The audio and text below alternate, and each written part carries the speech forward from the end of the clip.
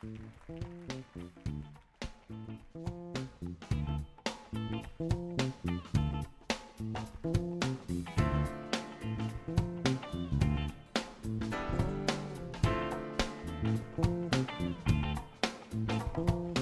I'm Jean Criss of Jean Criss Media. Welcome to Java with Jean.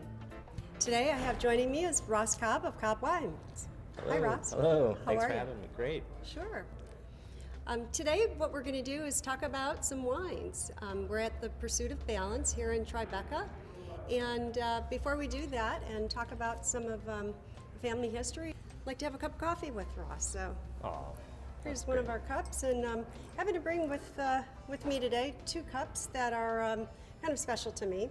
As you'll see, it has a picture of my dad on here. My dad was a dentist of 63 years, and so he has had a family-owned business for 2 generations, and I know that you've had a wine business for 2 generations. So before we talk about that, let's have a little cup of Java. Sure. Well, I have a better idea. Do you want to try a glass of wine?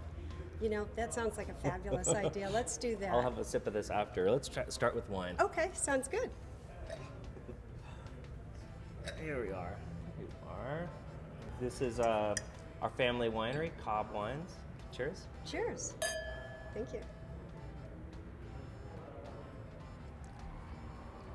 I started the family business 25 years ago growing grapes. So these are from the vineyard, Coastlands Vineyard, that we planted in 1989. And we've been growing grapes for a couple wineries, Williams, Cellium, ourselves, Cobb. And then we started making wines under the label Cobb in 2001. So this is the 13th vintage here that we've put into bottle, and now my father and I are 2 generations of grape grower and winemaker working together. That's great. So here with the In Pursuit of Balance, the festival and the show that's taking place today, what is the pursuit? What does the Pursuit of Balance mean? Well, the intention of most winemakers is to make a wine that's balanced, that it's palatable, that it ages well, goes well with food. And so we've formed this group with Raj Parr and Jasmine Hirsch as founders 4 years ago, in the intention of grouping together some wineries that are making wines a little lower alcohol, not necessarily low alcohol, but a little lower extract, fruit, and intensity, trying to make a wine that's a little more old world, but also California style. We're seeking this balance in the wine intentionally. Mm-hmm. I think everyone is, but we're kind of grouping us together for this group tasting. Okay. Well, I was able to attend one of the sessions this morning, and they were talking about different types of aging and acidity, and with the different types of wines, and which wines are bigger and better. So can you also talk to us? I know today there's going to be tastings of a lot of Pinot Noirs and Chardonnays, and there was mentioned that maybe Chardonnays are, lack of a better word, dead. Mm-hmm. So can you talk about that a little bit? Sure. Well, Chardonnay is very alive in Chablis and white Burgundies, as well as all over the world, as we know. California had a huge kind of surge of popularity in 80s and 90s, and I think what's happened is that people are still really excited, and a lot of people are making some really nice Chardonnays in California, but Pinot Noir has kind of become grown more. They're planting more Pinot Noir vineyards than they are Chardonnay vineyards. So actually we have a scarcity of good Chardonnay vineyards in the Sonoma Coast where we are. Mm-hmm. So I'm actually planting a 7-acre Chardonnay vineyard, and so that'll be available in a few years. I think Chardonnay and Pinot Noir should be equal in volume, but there's been a lot more Pinot Noir planted especially in the late 90s. Right. So what is the manifesto of balance? Probably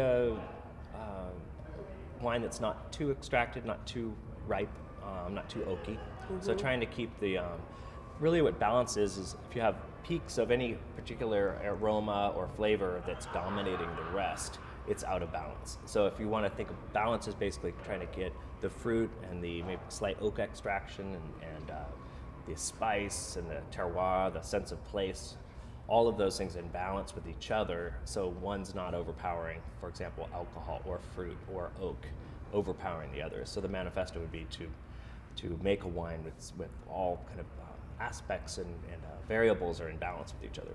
Mm-hmm. Well, thanks for coming to cold New York City. Thank you. It's wonderful. Right. Okay, and how can people learn about your wines? Great. Well, thank you. The Cobb wines are available throughout New York in a bunch of shops here in New York. We also are in top restaurants here, and we also have a website, cobbwines.com, and you could buy wine from me online directly, or you can call me up, and phone number's on the back label.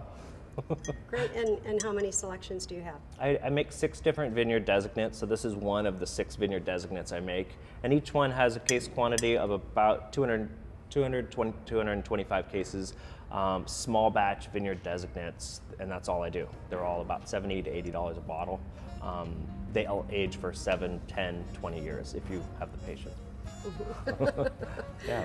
Great. Well, thanks for joining us. Thank you. At Drive with Gene, and look forward to enjoying the show. Thank you. Enjoy. Thank you. Thanks. Cheers.